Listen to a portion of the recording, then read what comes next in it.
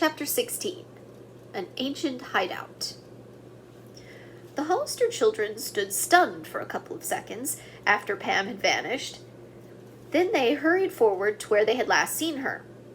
There was a deep cleft in the rocks, which ran at right angles to the cliff.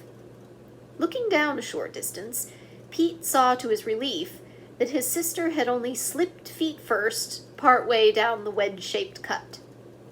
Her shoulders were propped against one side, her feet on the other. "Pam, are you all right?" he called. I guess so," she replied breathlessly. "My elbows and knees are skinned. But how am I going to get out of here?"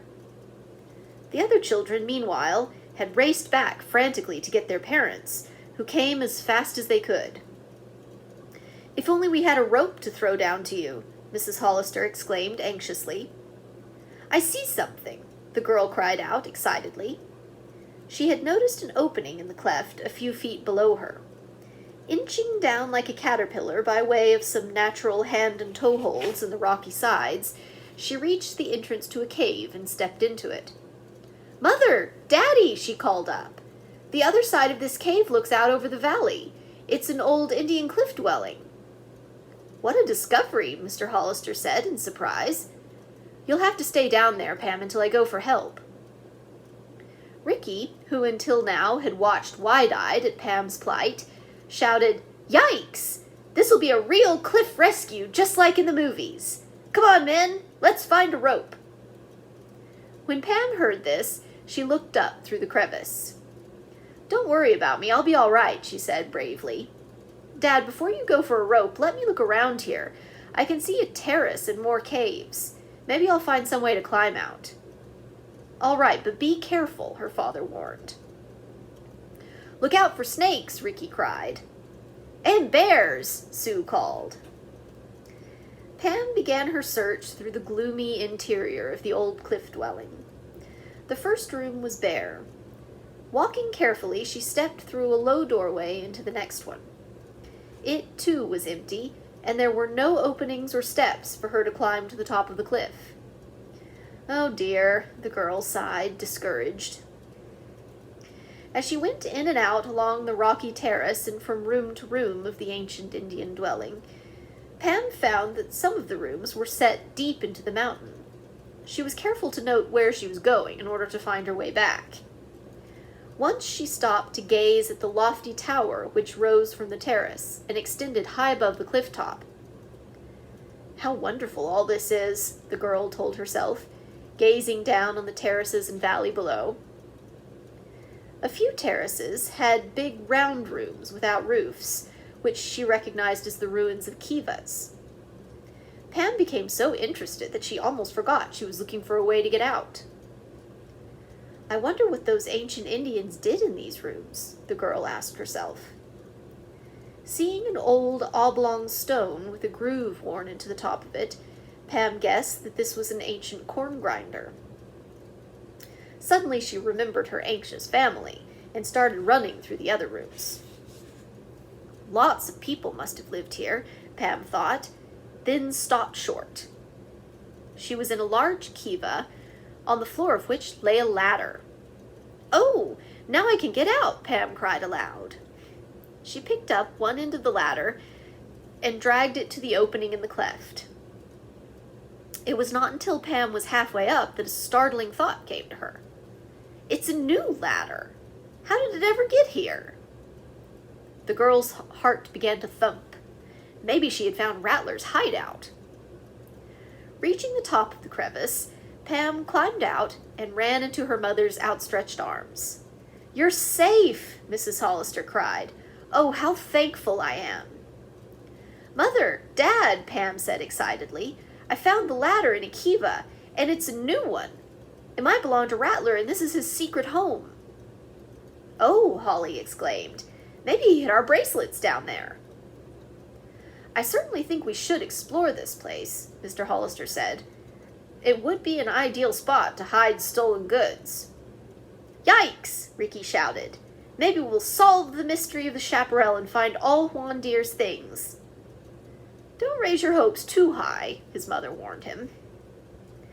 The Hollisters went down the ladder one by one. When they reached the bottom, the family looked about the gloomy ruins. "It's kind of spooky," Sue said, holding tightly to her mother's hand.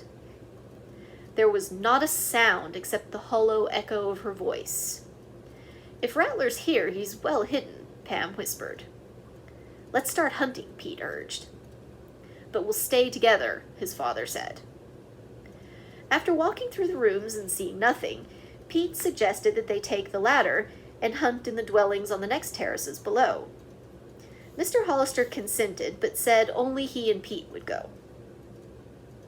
The two worked their way up and down the terraces and in and out of the kivas. They could find nothing but a few broken pieces of ancient pottery, not a sign of a person. "Well, I guess we were wrong about anybody hiding stolen goods here," Pete said.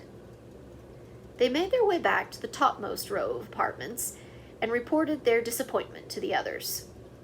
The ladder was set up again in the crevice, and Mrs. Hollister was about to start the climb, when Pam called, "I found another room, way back under the ground." In a corner near where she was standing, Pam had noticed a small opening.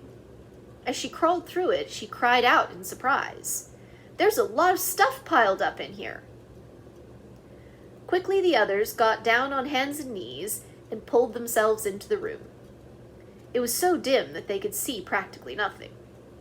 "I'll light a match," Mr. Hollister said, taking a book of them from his pocket.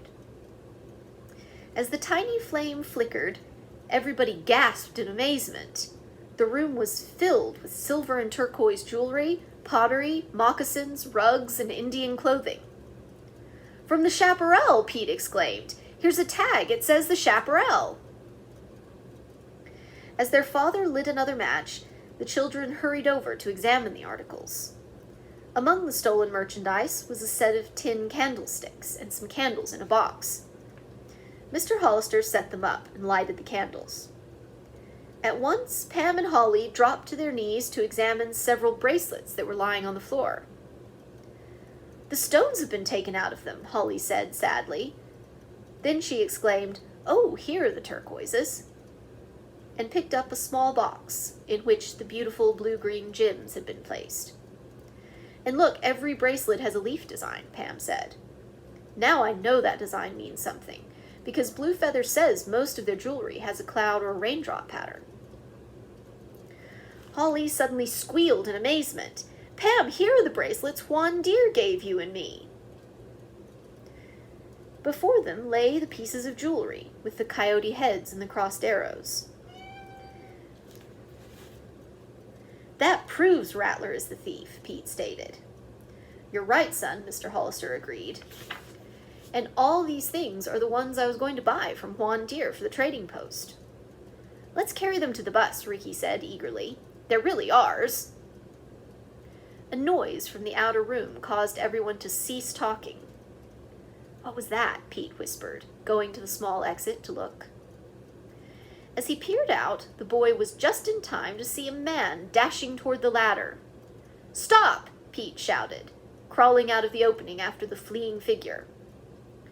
Mr. Hollister and Ricky followed. When the man reached the ladder, the light was strong enough for them to recognize him. Dreadman Gross. "Hold on there!" Mr. Hollister cried. But Mr. Gross had no intention of being caught by the Hollisters. He was up the ladder like a spider. "We mustn't lose him!" Mr. Hollister cried. Before they could grab the ladder, Mr. Gross began to pull it up.